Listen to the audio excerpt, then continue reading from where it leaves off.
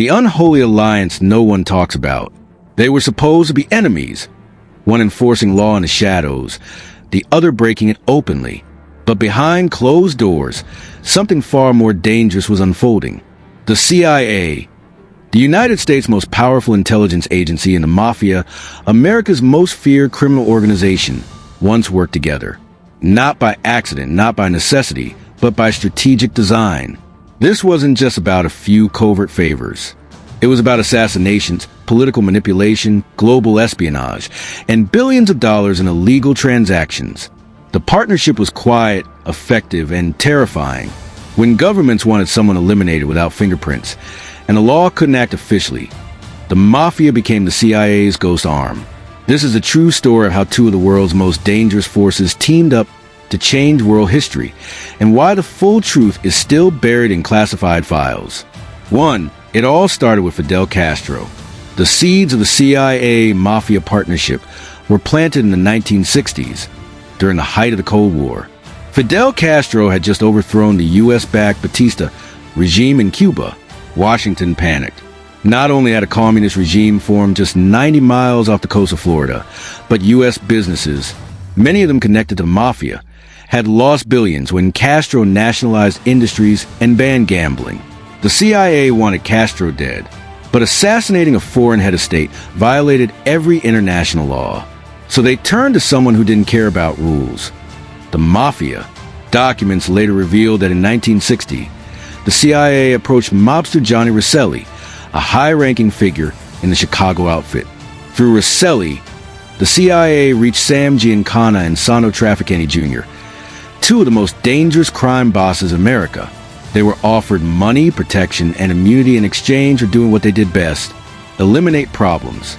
In this case, Castro, the Mafia, bitter over their loss of Havana's profitable empire, didn't need much convincing.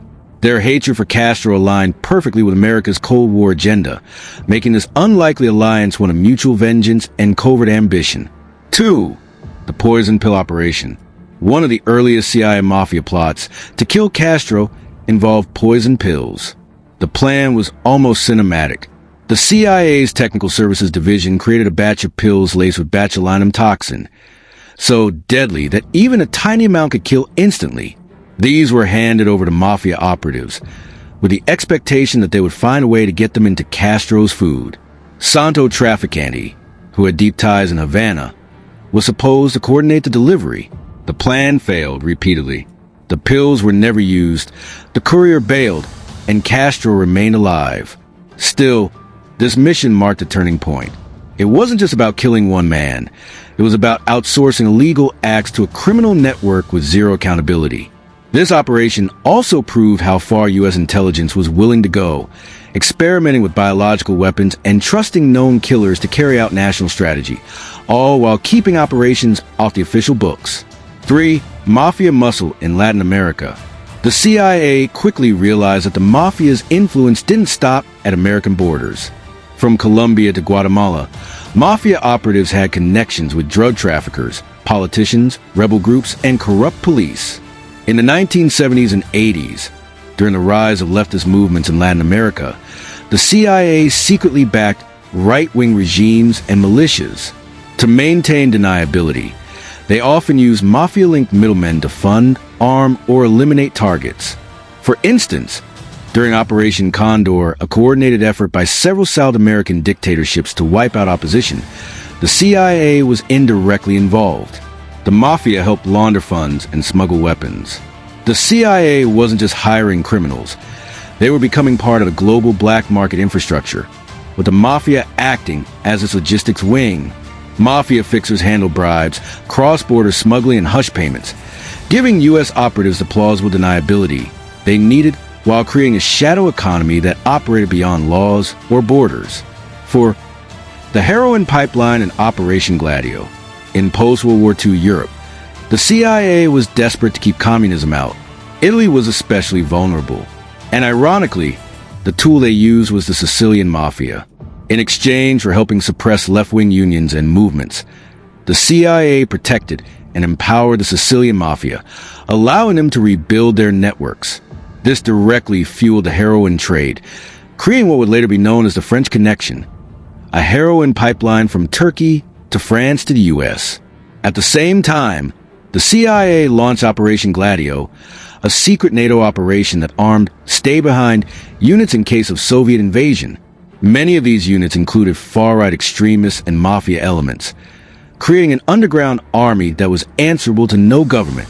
These alliances led to bombings, assassinations, and false flag terror attacks throughout Europe, often blamed on leftists to justify crackdowns. In empowering criminals to fight communism, the CIA had unintentionally strengthened drug empires that would plague America for decades, while fueling chaos in Europe that would leave deep scars in public trust. 5. The Iran-Contra affair and the shadow networks. In the 1980s, the Iran-Contra scandal exposed how deep the rabbit hole went. The CIA was secretly selling arms to Iran despite sanctions, and using the proceeds to fund anti-communist rebels Contras in Nicaragua. But the official funding channels weren't enough. Enter the Mafia. Through various shell companies and offshore accounts, Mafia-connected financiers helped launder and reroute money, keeping the CIA's fingerprints off the operation. In return, these criminal networks were allowed to expand their reach in Central America, controlling drug routes, smuggling lanes, and laundering hubs. The result? A global covert economy fueled by drugs, weapons, and war, operated by criminals and sanctioned by intelligence. This operation not only undermined democratic oversight, but blurred the lines between foreign policy and organized crime, making secret wars profitable for both politicians and gangsters alike. 6. Protecting assets, silencing whistleblowers. Working with the Mafia came with a price: loyalty. And when that loyalty was threatened, people disappeared. There are multiple suspicious deaths tied to those who came close to exposing CIA Mafia connections. One of the most notable was Frank Olson, a CIA scientist who allegedly committed suicide in 1953 after learning about unethical experiments and covert operations. Later investigations suggested he may have been pushed from a window. Journalists, insiders, and even politicians who got too close to the truth often face intimidation, or worse. And because the Mafia had no moral compass and the CIA had no public oversight, these disappearances were easy to stage as suicides, accidents, or gang violence. The partnership had become a machine of silence, self-sustaining, secret, and above all, protected. Anyone who knew too much or asked the wrong questions could become a target, proving that the most dangerous weapon in espionage wasn't a gun or a bomb, but silence itself. 7. The legacy of corruption. Even after these operations were exposed, thanks to journalists and whistleblowers, the legacy of the CIA Mafia alliance didn't disappear. In fact, it reshaped modern geopolitics. Today, intelligence agencies around the world use similar tactics, outsourcing dirty work to criminal groups, keeping operations deniable. The Mafia, meanwhile, has evolved into a global network of financial crime, trafficking, and political influence. The lines between legal and illegal, state and syndicate have blurred. And although the CIA publicly distanced itself from these operations, no one was held accountable. No trials, no apologies, just quiet reassignments and destroyed documents. What began as a temporary alliance turned into a template for covert manipulation across decades. Proof that once you blur ethical lines for power, there's no going back. Conclusion: the ghosts still whisper. The CIA's use of the Mafia was never about desperation. It was about efficiency without responsibility. Why take the blame for assassinations, coups, and war crimes when someone else can do it for you? This unholy alliance redefined how modern power operates. Governments don't always wear suits. Sometimes they wear gold chains, operate from shadows, and answer to no law but their own. The next time you hear about a sudden political shift, an unexpected assassination, or a war that started without explanation, ask yourself, who really pulled the trigger, and who paid for it? If the story shocked you or made you question the truth behind global power, don't forget to like, comment, and subscribe. Because in a world ruled by secrets, information is your only weapon.